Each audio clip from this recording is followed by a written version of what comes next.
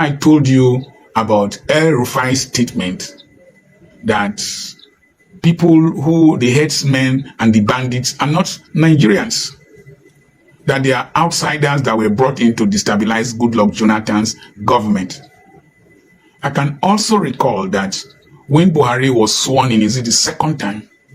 It was the Guinean president that came first to visit him.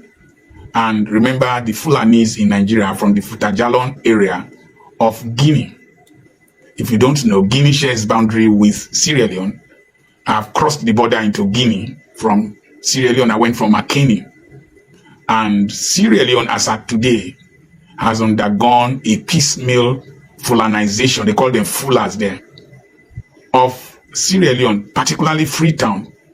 They have gradually bought prime properties, changed some basic approach to life. And then El Rufai's son recently said, allegedly, and he has deleted the post allegedly, that if people of Southern Kaduna do not do one thing, that they will be erased or wiped out. And he deleted the post. And you will see that gradually communities inhabited by natives, animists, Christians are being taken over and renamed in some parts of the north, and they are terrorizing people in southwestern Nigeria, such that the president said that, the governor of the state, Seyi Makinde, that the Fulani bandits were just about a few kilometers from where he went to commission a road in Hussein area. I've been to Hussein, been to Shaki and all those areas. And so there's a lot going on in Ihamefu, Ebonyi State. Edo State young people came out to protest that they cannot be Islamized. And so the moderate Fulani elites, who are the owners of the cows before now, until some radical elements came in, do not want the perpetuation of this agenda and this violence. And because they are cautioning their people against this violence, they are being eliminated by radical Fulani jihadists. Ask me, the monies that these people collect from banditry and from kidnapping, where does it go to? There's an agenda. There's an agenda. I saw a young man online who said he was trained. There was an agenda. Some of these Fulanis have grown up in these communities, like all those Igbora, Stroke, Lanlate, Gongon, Ayete, all those areas. They grew up there. And so Abakiliki, all those Okigwe area, they grew up there, southwest Nigeria. Now, to travel from Lagos to Ore, to Benin, it's a big risk because there are bandits there, kidnapping people, collecting ransom. The ransom money is for what? It's a preparation for a big agenda. This brings me to my point. What are the Christian leaders talking about this issue?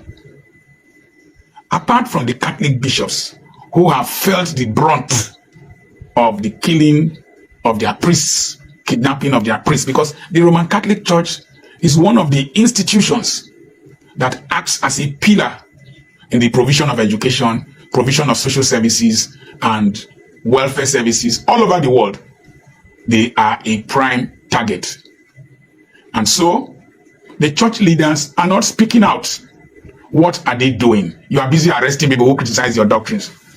Instead of speaking out, if calamity breaks out, these are your congregations, you won't be there. If calamity breaks down, the Sophia Hegia in Turkey, that's how bishops were arguing who was this, who was that, until Ataturk captured it. All those churches in Ephesus, church in Tahitrat, they were in Turkey, all of them wiped out. Islamist jihadists want to wipe out the church from southern Nigeria and in Nigeria. If you like, continue with your minority. Speak out. If not, when they come for you, there will be nobody to defend you. The Islamic agenda. Defeating the Islamic agenda. Not too long ago, I had a prophetic experience in which I was taken to this scene that looked like an NCCF, family house. Like NCCF, that'll be the Corpus, Christian Corpus Fellowship. They have this family house where members of NCCF will live in, like a family. And the setting was in this NCCF family house, and they had like several rooms, in the family house. And inside of the rooms, there were different ministers, gathered together in different rooms. There were like 3 or so rooms. They were talking, and in one of the rooms, a particular minister that I know very well, was teaching the word. He's a teacher of deep things, like deep mysteries. He was teaching the word, and there were all these brothers and brethren who sat around him. They were really enjoying the word. They were looking at him, and they were getting absorbed in these deep revelations, these heavy reveries. Now, in another room, there was another minister that I know very well. He was sitting down with members of his family, but they were discussing spiritual things, but it was on a lighter mood. They were having fun. They were just having a nice family time. Then I went into one of the other rooms that was not occupied. I looked outside of the windows, and I saw the Islamic jihadists. They were approaching the building. I could see them from where I was.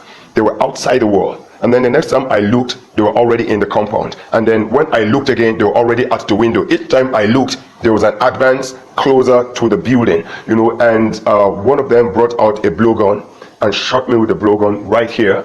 And I moved away from that room and rushed into the rooms to tell those ministers, that there was something going out there. I went into the first room and I was trying to tell them that, see, these guys are advancing, something is happening, the jihadists are coming, but they just wouldn't listen to me. I left that room in frustration, ran into the other room, and I was telling them that something is happening, it's happening. Somehow they wouldn't listen to me. And then I saw another scene where we had been totally overrun.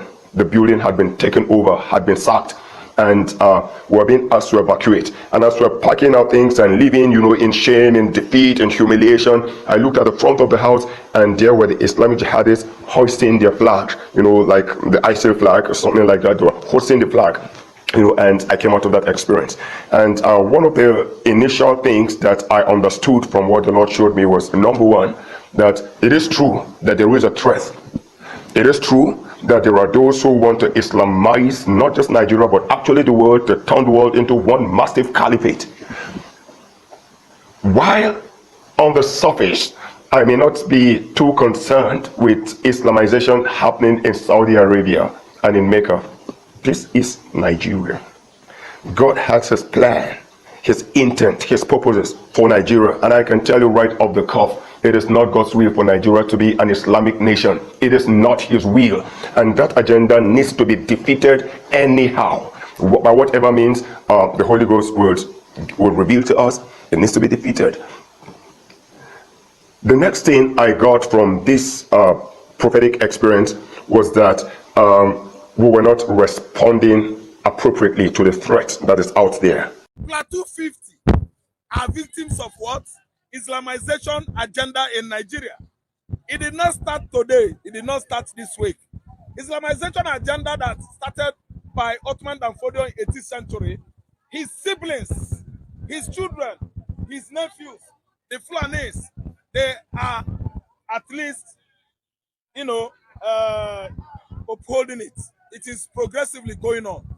The Fulanis did not start killing the Plateau people, just people Angas and the Kaje tribe in southern Kaduna in just Plateau. They did not start today.